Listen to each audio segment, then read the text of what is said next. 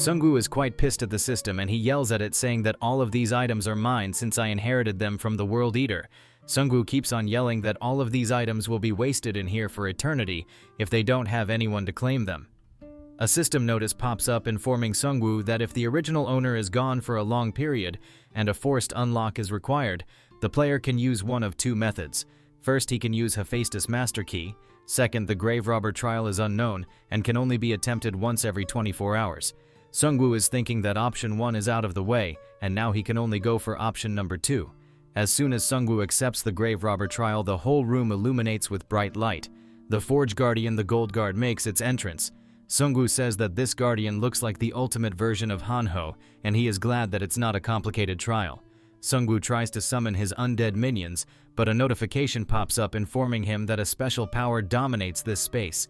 Summon Undead skill has been restricted. Another notification pops up stating that this space is under the dominion of a specific divinity, so it's a god domain. You can't use other divinities here. Gold Guard tries to stamp Sungwoo, but he manages to dodge it in time. Now Sungwoo has no other option left than to use raw force to defeat this Gold Guard. Sungwoo summons his Grim Reaper Scythe as he prepares to slash the Gold Guard. He manages to chop off half the hand of the Gold Guard. This gives him hope of defeating him on his own. Gold Guard catches his own broken fingers, then he throws it towards Sungwoo, hitting him in the back. The impact was quite powerful as it sends Sungwoo flying toward the wall. Gold Guard regenerates his broken fingers with ease. All of a sudden, Sungwoo realizes that there is a brighter source of light illuminating from a room behind the Gold Guard. This light feels familiar, as if it's trying to pull him toward it. Sungwoo quickly rushes toward that light source, ignoring the Gold Guard. As soon as Sungwoo approaches the door, it opens up and a notification pops up stating that the door's seal is released by the engraved entity. There are a lot of weapons inside that room, and Sungwoo tries to find something with better raw strength than the Grim Reaper Scythe. In the end, he finds a spear made out of bones. This is called Red Dragon Spear +3. It's a player-crafted unknown grade weapon. It increases strength by 1, agility by 5, constitution by 2, max mana by 300 points, magic resistance and fire immunity by 20%, fear resistance by 10%, and penetration by 1000%. When thrown, the Dragon Hunt effect activates, which reduces the target's movement speed by 30%. Its description states it's a powerful weapon made by grinding down a dragon's bones. It holds Hephaestus authority, giving it incredible durability. Also, a Grand Mage's special enhancement is etched into its surface. It has an unidentified side skill. It activates when wearing 3 or more red dragon bone items. Sungwoo now knows well that it must be the World Eater's personal vault. That's why he can open it up so easily.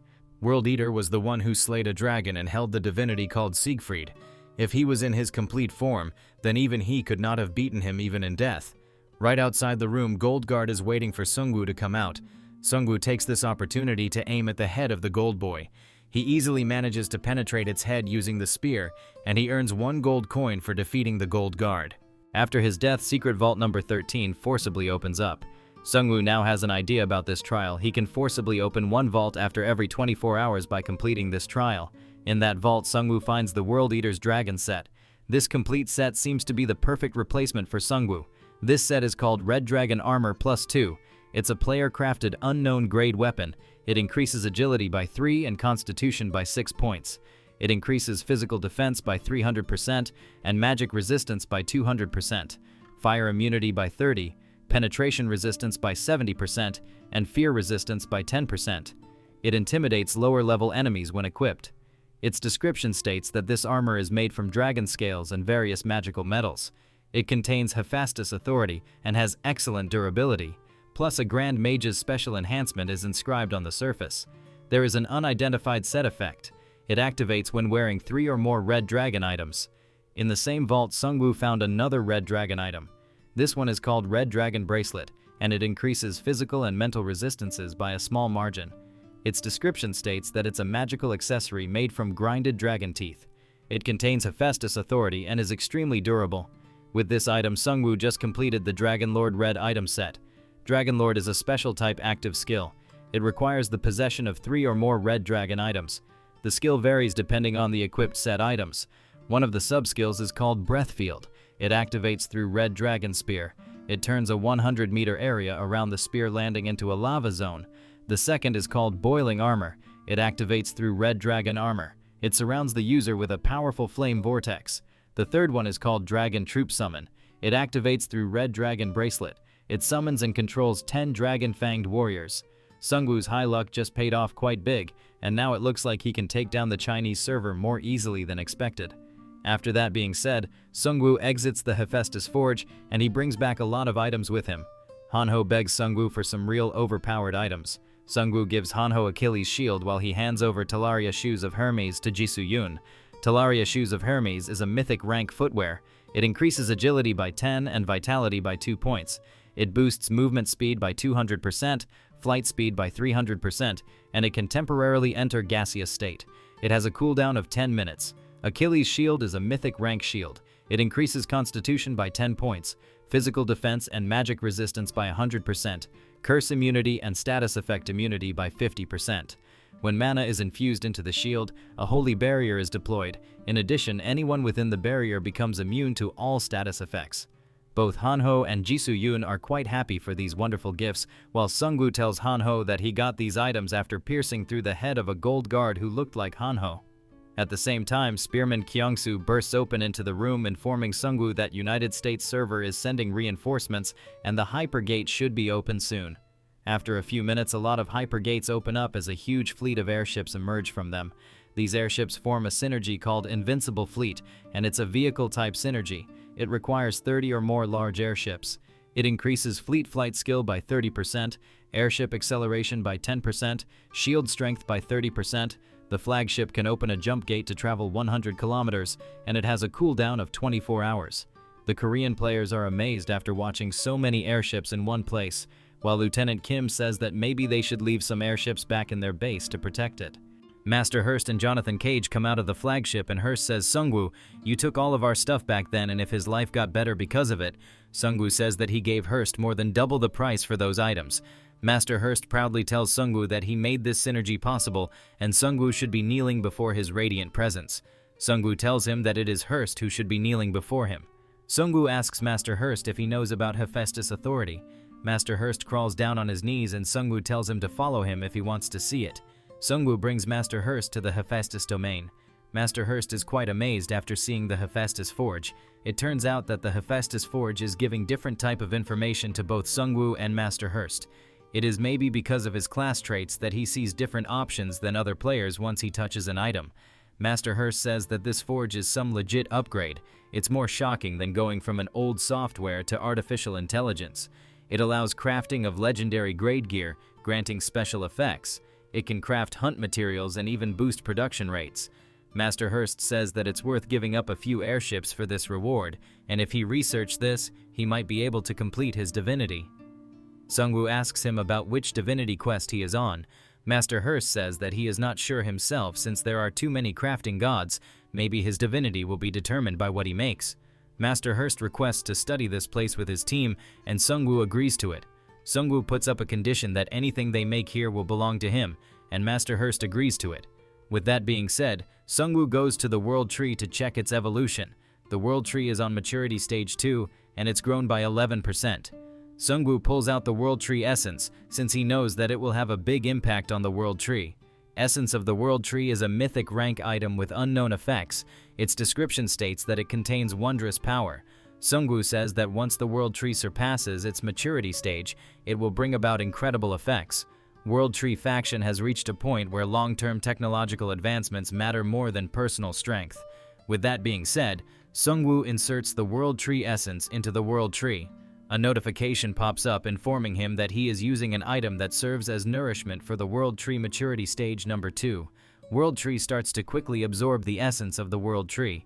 In a few minutes, the whole area illuminates with bright light, and a notification pops up informing everyone that the World Tree has reached Maturity Stage 3. Now linking with the World Tree will increase Sungwoo's constitution by 1 point. The World Tree is now on Maturity Stage 3 and its growth rate is 55%. Sungwoo is thinking that the World Tree grew exponentially and the next stage is probably its final form. In a few hours, the Liberation Guild arrives at the World Tree faction in their helicopters. They are amazed to see all of those airships in the sky while they are still rocking their helicopters. Prosecutor notices that the World Tree has gotten massive. Sungwoo welcomes the Liberation Guild and Minhyum Seong asks him about his secret and how he grew the World Tree in such a short span of time. Sungwoo says that he just got lucky after dealing with a massive trouble. Prosecutor asks if the others have arrived and Sungwoo replies with a yes.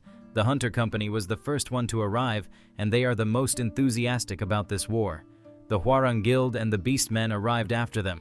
Sungwoo tells everyone that in order to fight against the catastrophe dragging the world to ruin, we now have one thing, which is the birth of a central force. After moving to the war room, Sungwoo thanks everyone for their contribution in the last Great War. There are now 6 hours left to choose between all-out war or an event-type battle, but first Li Wei will share information about the Emperor's expected forces. Li Wei starts off by saying that the last time she could not even face the Emperor forces properly. His generals are quite powerful, and he has an overwhelming number of terracotta, and if she has to compare, then they are similar to the Necromancer's army. They cannot be resurrected, but those dolls seem to be produced without a limit. They are probably still being made, and even now at this very moment, they must be piling up beneath Beijing. Prosecutor says that delaying the attack won't do us any good, as it gives them time to build up their forces, and Red Lion asks if we are not going to choose Beijing as the battlefield. Sungwoo is thinking that the one we need to watch out for is the Emperor, since puppeteer are a bad match for him. He can't create undead minion from their corpses, or use bone weapon crafting or corpse explosion on them since they are not living beings. Sungwoo is confident that he can win this, but just in case everything goes wrong and the worst happens, he can still get another chance at life. Sungwoo has a special consumable item called Resurrection Scroll. It revives the player at the designated location upon death. But he must win by any means before it comes to that, since he needs to save the lives of his subordinates once things get dangerous. All of a sudden, a world message pops up. It states, "Congratulations. Among the world players, the ruler of the Hell Dimension, the Demon King, has been born. The Demon King's fortress has been established in the world. Its location is in Amazon River Basin, Brazil server." Everyone is shocked to hear it, while Sungwoo is thinking that it must be Han Kang-seok. Jonathan shouts out loud, stating that he don't know what the Demon King is, but that place in the Amazon River is exactly where the dragon is. Sungwoo has no idea what Han Kang-seok is up to. The United States Army is in quite a uproar since this announcement came through. The only reason the United States fleet could come here was because the dragon was in a dormant state. In the worst case scenario, they might have to retreat to the United States. But containing the dragon is important as well, so Sungwoo can't stop them. Spearman Kyungsoo announces a 10-minute break so everyone can access the situation properly and resume their meeting. Sungwoo is thinking that Demon King, Hell Dimension, angels and demons, there are still too many unresolved puzzles. If the demon's lair is from a destroyed parallel world, then what are the others? And what is the real goal of Han Kang-seok? He said that it was to gain independent power, free from the rules of angels and demons, but was that really true? No, the real question is whether he will be someone who helps protect our world or the one who escalates its destruction. After the 10-minute break, Jonathan Cage informs everyone that their agent deployed in South America has sent them some intel. A new quest has appeared in that area, and it's a Calamity level quest. Its name states the two kings of the Demon King's castle. It's a war or submission type quest with unknown objective and reward. The dragon that spread disaster across South America returned to its nest and went dormant. Then it met an unexpected guest. He was the Demon King. The Demon King and the dragon formed an alliance and built the Demon King's castle over the dragon's lair. That place became the gateway to the Hell Dimension, unleashing countless hell creatures. After that, the two kings began plotting a wicked plan to conquer the world, and they chose North America as their first target. A 14-day war preparation period will be given. If you don't escape North America before then, you will be marked as a target and must choose between war and submission. The Americans shout out loud, saying that a dragon having cartels doing its dirty work was not enough, and now the Demon King appeared as well. Sungwoo is now sure that the Demon King is their enemy. When the time is right, he will deal with Han Kang-seok himself. Sungwoo announces that nothing changes. We are going to face the Amazon's dragon after defeating the Chinese server army anyway. Spearman Kyungsoo says that the difficulty has increased by a lot though.